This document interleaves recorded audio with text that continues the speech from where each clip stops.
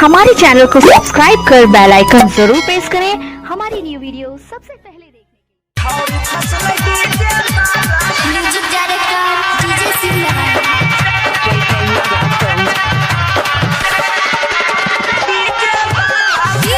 शिवनारायण अलबेला recording studio Simra. हाँ हाँ केहना के बतैया हई छौरी के कहानिया मार्केट में घूमै छै उतार के ओढ़निया हो भैया माहिर होइ छै हो भैया माहिर होइ छै ये कविता खाला से छौरी फसल डीजे वाला से तमारै झटका कोई नहीं बचता एकरा पाला से छौरी फसल डीजे वाला से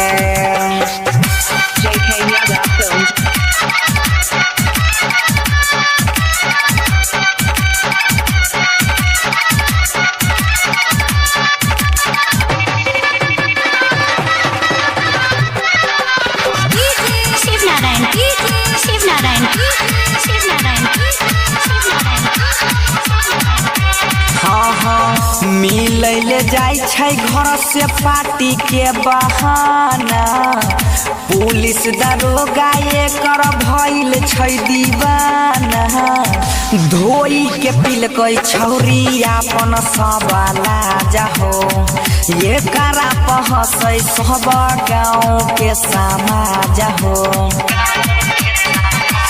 भैया धोई के पिलकै छौरी अपन सबला जाहो ये करा पहसै सब गाँव के समाज हो त हमरा कुछ नहीं मिलतै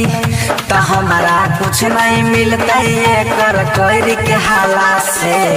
छौरी फसल डीजे वाला से तमारै झटका कोई नहीं बचतै एकरा पाला से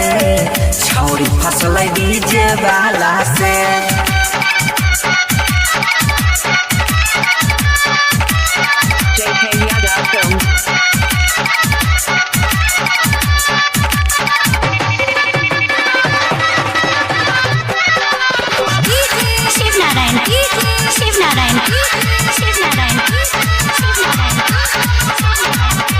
हाँ हाँ केहू कुछ बोले छौरी दै छै काटा लगारी रही जैते बबुआ एकर मती लेलकै मारी